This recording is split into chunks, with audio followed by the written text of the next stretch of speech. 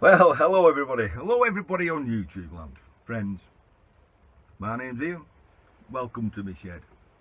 Although we're not going to be doing much in the shed today. It's MOT time for my car. I actually don't know what that stands for. Ministry of Transport. Annual roadworthy test. I suppose you've got something like that over there on the pond and in Australia. Every year you've got to take your car in. Guy goes over it and finds everything he can that's wrong with it. Says it's unroadworthy, charges you a fortune. In the UK it works so bad. You could take it in up to a month earlier. You get it tested. If it failed, you still had a month left running on your ticket to get the jobs done. No problem. However, they went online and everything's done now digital. There's a tiny little grey area and they've nailed it shut. You take your MOT, you take your car for an MOT now and it fails its MOT, that's it, it's failed, it's unroadworthy. You don't get the balance of your ticket, it just goes online and said, nah, unroadworthy. So this year, playing clever, I've took my car in for a pre-MOT garage I've used for years. And they give me a shopping list of things I need to do. Not too bad, a lot of them are advisories, which, as the saying goes, is advisory. It's up to you to do it. They're saying sooner or later that will be an MOT failure. Advise you to get it done. But I've only got 4. that's for Guido. I've only got 4 failures. 2 ball joints, a sticky piston, or should I say a sticking rear caliper on the car, or brake on the brakes. Well, I'll deal with the caliper first.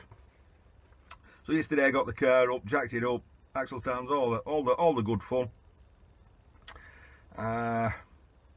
Took the caliper off, brought it in here, freed it all, put it back on, and I had a tiny ridge on my disc. So I decided to get an angle grinder, spin it around, just take that little disc off. Well, I was I was lucky. I had all the safety gear on, but my flap disc flew apart. Went with a right thump, it did too. Yeah, have a look at this picture.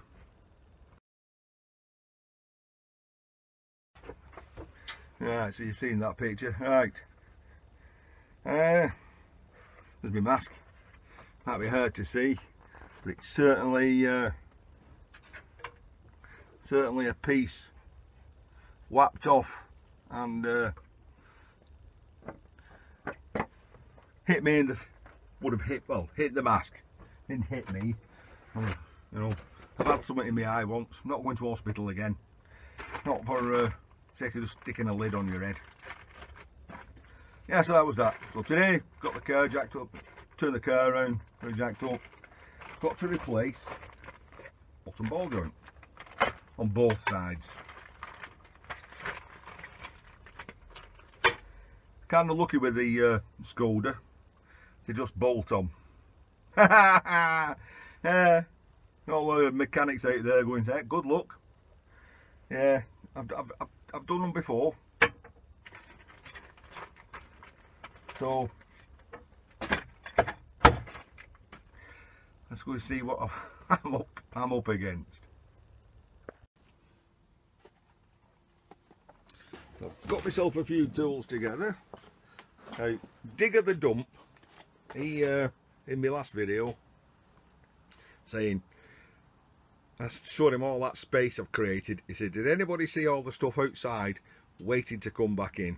Yeah, you got me there. There was a number of tools I needed to bring back in. I've got room. I found room for them. The mill, well, I was hoping to do the mill this weekend, but now I've got to spend time on the car. What have we got?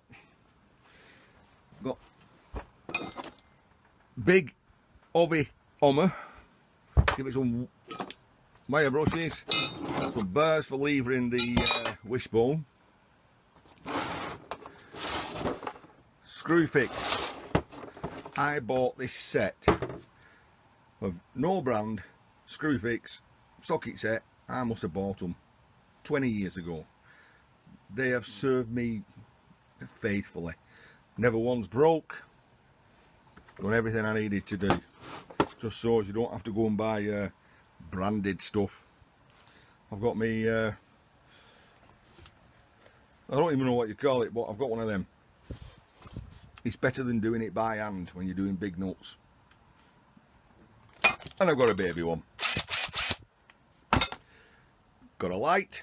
Why do I need a light when it's obviously daylight? Set of spanners.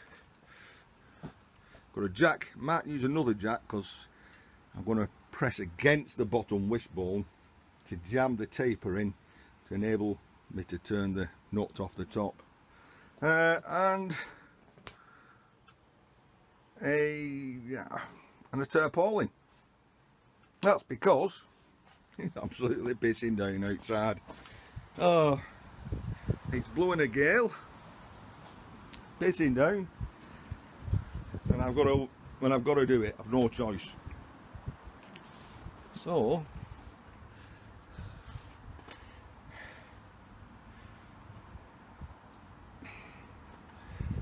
car's jacked up, wheel underneath, axle stand underneath as well, wheels chopped front and back. Shouldn't be going anywhere. I'm just going to see the screen's getting all wet now. I'm just going to rig up the tarpaulin and get my ass under there. See you under there, guys.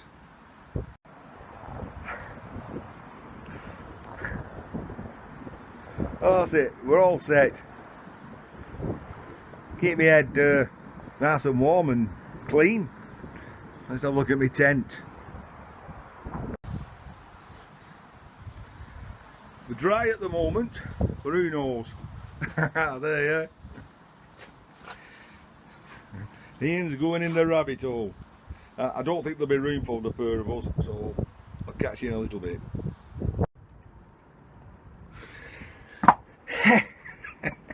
Well, welcome to under my car. What have we done?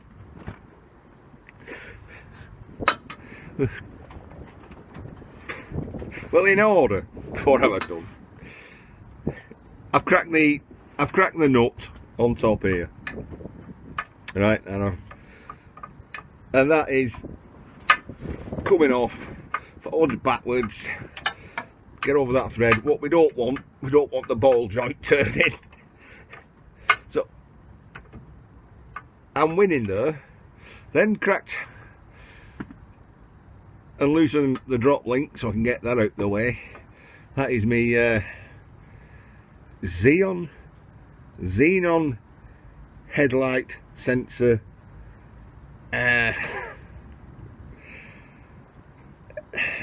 something link. I can't remember what it's called. Steering link, I think, or something like that. The problem with this is you can't unscrew that nut all the way off because you hit the drive shaft. That's why people then loosen it and drop the hub. There is a way, and that is to apply some downward pressure as you're taking that off. So that is hopefully what I'm going to do. I don't really want to crack the hub. Keep going there until I hit. I ain't going to get any further. I'm actually carrying on. I'm pressing against that. It should act as a ball point, a ball joint separator. Should. I'm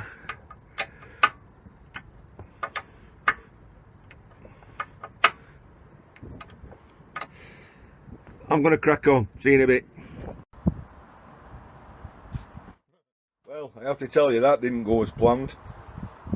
not as easy as they show you on the YouTube, but nothing much that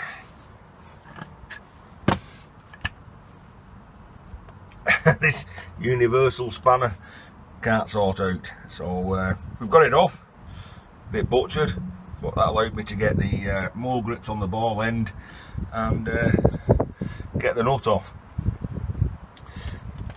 It'd be much easier if I had what they call a VAG, Volkswagen Audi Group drive nut socket. Focus in the middle, like that. I haven't got one. So let's crack on. Let's get that new baby back in.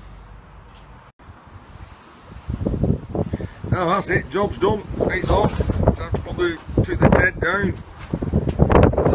Oh, we're getting windy here now. Might get away with the rain. Tools away, wheel back on. See if you can see.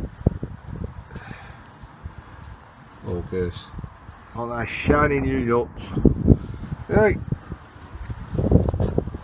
it's time to do the other side. Well, if it doesn't rain, it bleeding well pours, to say it goes.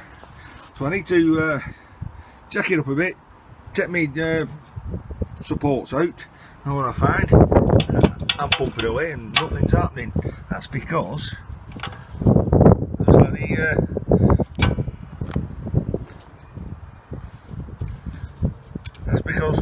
the pistons come off the catch, sunk down. Damn, suppose now I've got to support the front, release the jack, fix the jack, back under, lift it all up again and take all the supports out. Don't rain, it bleeding pours. Well, I'm not a welder, I'm not a mechanic. I don't know what I am actually, I'm a scrapper, that's what I am. I can take it bits, that's my forte. Hey, that is how you take a ball joint off a car. I've never met a spanner that can beat one of them. Open anything then, open anything. But, as I showed you my lid earlier, you've got to treat them with a little bit of respect. So anyway, there's my ball joint. It's like that. It's like what they put in somebody's hip, innit? You know. Imagine making a hole in somebody's hip and then sticking that in and screwing that end into the bone.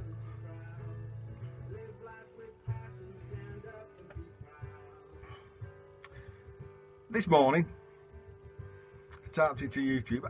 I'll put the link here below. The guy there, orange hat, nice overalls. It took him 3.5 minutes. 3.5 minutes for change a to change a ball joint on a Skoda Octavia ST8 Mark 1. All I can say, it was a brand new car, he'd already taken off, he'd already put it back on, and he'd loosened everything, and he went, zit, zit, zit, zit, zit, zit, job done. Weren't like that for me. Anyway,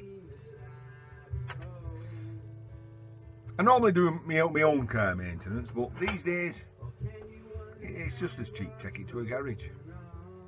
Ball joint. The local garage I go to, I think he charges 30 quid for I do a ball joint. It's hardly worth getting your trolley jack out for. I had the weekend off, I thought I'd tattle it. I found out that I don't have the right tools. Now, I had a Rover 214 diesel, the old wedge shaped Rover. I've done everything on that car. I've got all the tools to do anything on that car. I've not got that car anymore. I've got a Skoda Octavia. Found out I can't even take the brake pads off, brake calipers off. I need an M7 Allen key, and I don't have one.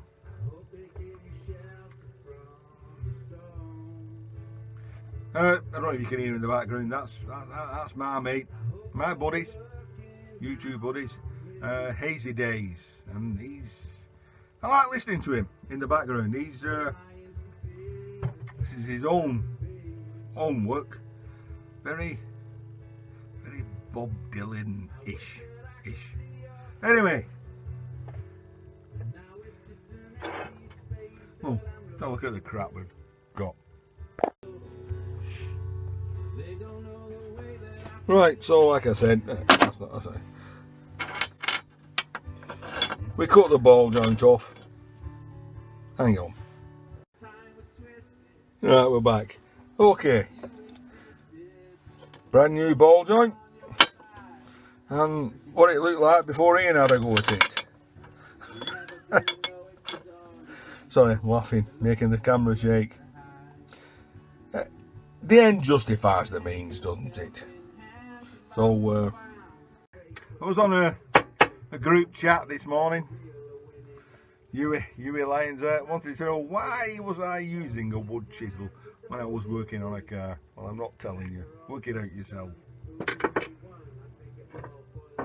Speaking about that group chat, just makes you think, doesn't it? Every morning it's like, good morning guys. It's nice to hear from your friends. And I've got Paul, the backyard welder, who's saying, hey, look at this, I'm making a X-Wing TIE Fighter wood burner. I know, Guido is working on a project and I've seen it. Huey's doing something, Carlots, also on things, and you think, I wish I didn't have to do all this shit. I wish I could play. I wish I could make things. I'll get there. I will. I'm going to play on that mill. I am. I promise. Right. I'll see you in the shed. I think I've earned a little tipple of my old speckled hen. As always, I'll catch you lot again. Thanks for watching. If you made it to the end, Guido, I know you watched the first minute and you watched the last minute, but I was talking all the way through the middle. Not really. Catch you later, guys. Bye.